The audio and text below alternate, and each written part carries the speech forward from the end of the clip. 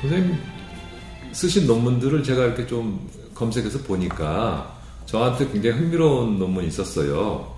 근데 우주론 논문을 쓰셨더라고요. 현정준 교수님과 민호교 선생님 그리고 세카나서 선생님이 계셨어요. 그 논문은 어떻게 쓰시게 된 겁니까? 그게 이제 그 현 선생님하고 민호기 선생님하고 같이 그 젤더비치 그거 공부하면서 예. 그러면서 이제 했던 거예요. 선생님 혹시 민호기 선생님에 대한 기억이 있으시면 좀 말씀해 주시면 좋겠는데요. 왜냐하면 민호기 선생님께서 어떻게 보면은 우리나라에서 우주론 분야의 최초의 학자라고 할 수 있거든요. 예, 그리고 사모님? 저기 러시아 분인가 핀란드 분이신가? 민호기 선생님 본인이 저기 한국하고 러시아 분의 그래요? 저는 그렇게 알고 있었는데 예. 아버님이 한국인지 어머님이 한국인지 제가 잘 기억은 못하겠는데 그건 전 모르는데 하여튼 민호기 선생님의 집안이 민씨 집안이에요.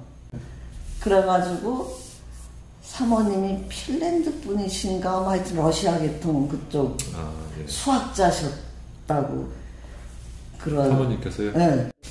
제가 2학년 때 수리물리를 배웠습니다.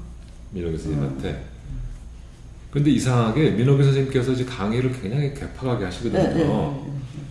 그리고 이제 조는 학생이 있으면은 아주 야단을 치시고, 그리고 이제 본인의 수업에 집중 안 하니까 이제 화가 나셔서 수업하다가 그냥 나가시기도 하고. 그랬는데 유별나게 천문학과 학생들한테만은 굉장히 친절하게 하셨어요. 그 저는 약간 다른 과 학생들한테 미안할 정도로 그렇게 저희들한테는 특별하게 대해주시고 그래서 굉장히 고마웠는데요. 정말 이제 탁구장에 가면 항상 계셨죠. 네, 그 탁구 많이 치시고 그러니까 굉장히 천문학에 관심이 많으셨던 것 같아요. 그때도. 그러니까 젤도비치와 등등이 쓰신 책을 또 한국말로 번역을 하셔서 영어로 번역을 하셔서 그거 가지고 공부했던 기억이 납니다. 그래서 이제 현종 선생님하고 근데 하여튼 선생님께서 하여튼 우주론 논문을 쓰셨다는 것이 저한테는 굉장히 흥미로웠고요. 예.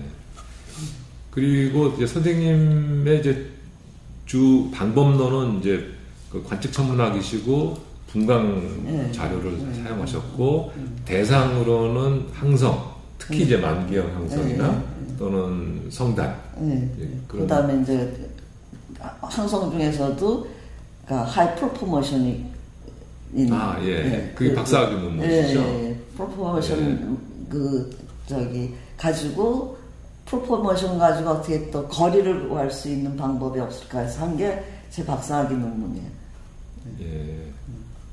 그래서 그 릴레이션 찾고 그런. 거리를 재는 것이 목적이기 때문에 거리를 재려면은 빨리 움직이는 천체라야 거리가 재지니까 그래서 하이 빌라시티 스타를 관측하셨군요. 그래서 거리 측정이 가능했습니까? 네. 그러니까 뭐 애큐러트하지는 않나 이 릴레이션이 있어가지고 그걸 이용해서 할 수가 있어요. 선생님 그러면은 정년 퇴임이 몇 년도? 2013년. 2013년. 그러면은 33년 재직을 하셨네요. 32년인가 3년인가 뭐 하여튼. 예. 그럼 이제 그 동안에 그 좀 기억나는 학생들이 좀 있으십니까? 그게 이제 아무래도 제일 처음에 그 석사지도한 학생. 근데 이제 아쉽게도 그 학생은 천문학을 그만두고 경영학으로 갔어요. 그러니까 황윤호라고. 황윤호 박사. 그러고 이제 박사로는 성현일 박사가 있는데 성현일 박사가 이제 그때 우리가 이제 연구비가 좀 있고 막 이래가지고 아이소 자료를 가지고 그니까 스페인에 가가지고 이제 스페인 거기 그 연구소에 가가지고 그 자료를 활용을 해서 이제 적색 거여성열의 저 끝에 있는. 그거에 대한 특성을 알아낸 일을 한 게 이제 좀 기억에 남고, 그다음에 이제 분광 중에서도 이제 에쉘을 우리가 이용을 해서, 그러니까 함량 연구한 거, 그게 이제 저는 굉장히, 그러니까 우리 망원경 갖고 한 거거든요. 우리 망원경을 이용해가지고 그 고분해능에 해당되는 스펙트럼을 얻어서 에쉘 분광기로. 그건 어느 학생하고 주로? 강원석 박사. 강원석 박사하고. 네. 예. 그래서 그게 이제 좀, 그러니까 제가 굉장히 로우 레졸루션의 이제 오브젝티브 프리즘 스펙트럼서부터 시작해가지고 이제 하이 레졸루션. 진짜 그런데요?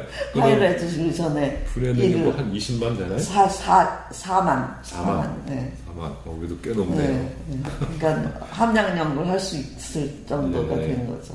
그래서 그러니까 뭐 분해능이 한 100, 200 정도의 그 오브젝티브 프리즘에서부터 그게 4만에 해당되는 그런 거 갖고 함량 연구할 수 있게 된 거예요. 그게 조금 좀 보람 있었던 것 같아요. 그럼 마지막 학생이 뭐? 마지막 박사가 강원석 박사. 강원석 박사하고 조동환 박사. 조동환 그 전에 조동환 박사는 이제 뭐지 우리 그 1.8m 가지고 CCD로 구상성단에 대한 연구를 했어요. 석사, 박사 학생들도 있지만 또 저처럼 이렇게 그냥 강의 들은 학생도 있습니다. 네. 관측을 학과에서 이시우 선생님과 선생님께서 관측 천문학을 이제 맡으신 거 아니에요? 측광과 분광 이렇게. 그 당시 선생님들 좀 기억을 여쭤보고 싶은데요. 제가 이제 80년에 왔을 때 헌 선생님 계시고, 그 다음에 윤홍식 선생님이 이제 그러니까 인디아나에서, 그러니까 저는 처음 와서 윤 선생님 처음 뵌 거고, 여기 들어와서. 윤 선생님이 아마 75년쯤 오셨어요. 네, 그래서 인디아나에서 계시다 오셨다 그러고, 그 다음에 이제 홍 선생님도 저는 그러니까 그때 처음 뵌 거예요. 선생님이 78년쯤. 78년에 돌아오셨고, 그 다음에 이시우 선생님이 이제 오신 거죠. 80년 2월쯤. 예. 그래서 이시우 선생님 계시고, 그 다음에 이제 제가 들어왔고, 그 뒤에 이제 민영기 선생님이 오셨었어요. 민영기 선생님 오셨다가 잠깐. 한 몇 년 계시다가 경희대로, 그러니까 학장으로 가시면서 이제 떠나셨죠. 그러니까 분야들이 다 뭐 자기 분야가 뚜렷하게. 그런데요, 전파. 민영기 선생님은 전파고. 전파고 홍 선생님 성가물질에 이제 이론하시고 윤홍식 선생님 태양 하시고 이슈 선생님 이제 그 측광 이걸 하시고, 그러니까 한 선생님 물론 우주론 하시고, 그래서 이제 그게 천문학의 전 분야를 커버할 수 있는 그런 교수진이 갖춰졌죠. 그게 갖춰진 거예요. 연구비만 좀 더 우리가 좀 있었으면 그래도 좀 더 이제 활발하게 뭐가 진행됐었을 수는 있는데, 그게 이제 처음에 저 학과 왔을 때 학과 운영비도 없었어요, 우리. 그렇죠. 학교에서 안 나왔어요, 학과 운영비가. 그러니까 아마 일반인들은 서울대학교 교수가 이렇게 연구비가 없어서 연구를 못했다는 사실을 아마 잘 모를 겁니다. 그러니까 운영비가 없었으니까 그 당시 교육도 어렵고. 근데 이제 그럴 수밖에 없는 게, 제가 미국 갈 때 71년도에 그때가 아마 우리나라 연간 국민 평균 소득이 200불 정도 됐던 것 같아요. 왜냐하면 제가 갈 때 밖에 안 됐나요? 갈 때 가져갈 수 있는 돈의 한계가 200불이었어요. 너무 적은데요? 근데 71년도. 71년도. 근데 내가 가서 한 달에 받는 게 200불이었어요. 그때 미국서 그러니까 그 RATA 뭐 이런 거 하면서 한 달에 그러니까 학비 면제 한 달에 받는 게 200불이었어요. 그렇죠. 그리고 그때 인플레이션이 심해가지고 아마 71년, 2년, 3년 이렇게 한 해마다 그때 인플레이션이 30%에서 40%였거든요. 아, 그랬어요? 한국의 인플레이션이. 그러니까 30%라면은 1.3을 매년 곱해야 되잖아요. 그런 희한한 시대를 살았죠. 그래서 그때 돈을 빌리면은 뭐 3부 이자, 4부 이자 그랬는데 그 3부라는 30%가 1년이 아니라 한 달이었거든요. 한 달 이자가 30%. 엄청난 시대였죠. 제가 학생 때 보면은 홍 선생님하고 윤 선생님 항상 이렇게 같이 얘기하시고 상의하시고 하는 모습을 뵀어요. 홍승수 선생님은 이제 제가 학부 논문 지도만 받았는데요. 그리고 석사 지도는 이제 윤홍식 선생님한테 받았고, 그런데 석사 지도를 받을 때 홍 선생님께서 이제 연구원 나갔다가 들어오셨어요. 그래서 그 제가 논문을 쓰면 이제 홍 선생님도 교정을 봐주시는데 제가 쓴 논문 글보다 옆에 코멘트가 더 많으세요. 그렇게 모든 글을 다 고쳐주시고 마지막에 총평을 다시 써서 또 한 페이지 가득 총평을 쓰시고 제가 그 뒤로 교수가 돼서도 저는 그렇게 못하겠더라고요. 근데 그것을 모든 학생들한테 뭐 100%는 아니겠지만 상당수 학생들한테 그렇게 해주셨거든요. 그런 점에서 정말 불가사의한 분 아니신가. 그렇게 제자들한테 정성을 보여주시고 하신 점을 제가 항상 기억을 합니다. 그리고 지금 이제 꽤 오랫동안 연락을 못 하셔서 어떻게 지내신지 모르는데 또 관측 전문학의 한 축을 맡으셨던 이시훈 선생님이 계셨잖아요. 근데 이시훈 선생님 기억은 제가 많지 않고 그래가지고 선생님 이시훈 선생님도 홍 선생님하고 비슷한 성격이세요. 아주 철저하게 꼼꼼하고 그러시면서요. 그러니까 이제 뭐랄까 관측은 어떤 걸 주로 하셨나요? 성단도 하시고 뭐 다양하게 그러니까 주로 이제 성단 뭐 이런 관측 쪽으로 뭐 많이 하셨고 정년을 명예퇴임하셨죠. 그러니까 그 65세 돼서 하시기 않고 미리 하셨어요. 선생님 그러면은 그 정년을 이제 하시고 고흥에 이제 가셨잖아요. 청소년 우주체험센터. 거기 원장으로 가셨는데 이제 홍승수 선생님께서 이제 초대 원장을 하시고 그리고 홍 선생님께서 4년 하셨죠. 2번 하셨어요. 2번을. 그 청소년 우주체험센터 소개를 잠깐 해주시죠.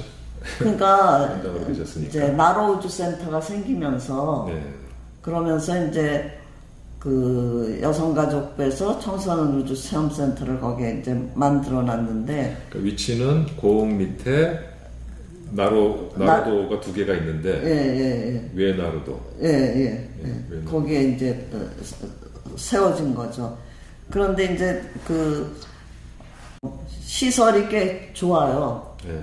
잘 해놓고 그렇죠. 그다음에 제가 이제 가게 된 동기는 그러니까 홍 선생님이 거기에다가 망원경 1m 망원경을 도입하는 거를 그렇죠. 추진을 쭉 해오셨는데 1m 망원경이 도입이 막 뭐 이렇게 굉장히 얽히설키 복잡하게 문제가 생겨가지고 그거를 이제 다른 사람이 와서 하게 되면 굉장히 이제 잘못될 것 같다고 홍 선생님이 막 거기서 공에서부터 서울까지 올라오셔가지고 천문학자가 해야죠. 해야 된다고 그래서 할 수 없이 이제 제가 이제 그거를 그거 끝날 때까지만 하는 그런 생각으로 그거만 완성되고 뭐 그거가 제대로 움직이기 가는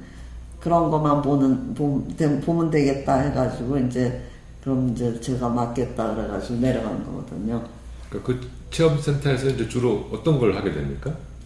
그러니까 체험센터에 굉장히 시설 장비들이 많이 있어요. 중력, 무중력을 뭐 체험하는 그런 것도 있고, 우주 비행의 경험을 하는 거네요. 네, 그러니까 학생들이 장비 같은 것도 타보고 뭐 이런 체험을 하는데 그 중에 하나 이제 망원경도 들어와 있어서 망원경 갖고도 저기 관측할 수 있고 뭐 이런 그런 거죠. 그래서 이제 뭐 우여곡절 그때 이제 일이 잘 해결이 돼가지고 망원경이 잘 돌아가고 그 다음에 거기가 광해가 없기 때문에 날만 개이면 굉장히 관측하기 좋은 그런 하늘이에요. 이제 많이 사용을 하나요? 거기 오늘 그러니까 이제 그 강원석 박사 여기 있었어요. 네. 그래가지고 거의 이제 거기 김태우라는 또 이제 충북대 나온 선생인데 아주 그냥 관측에 이렇게 열심히 그 선생이 있어가지고 그 둘이 그걸 잘 지금 운영될 수 있게끔 잘 돌아가게끔 해놓고 놓았어요.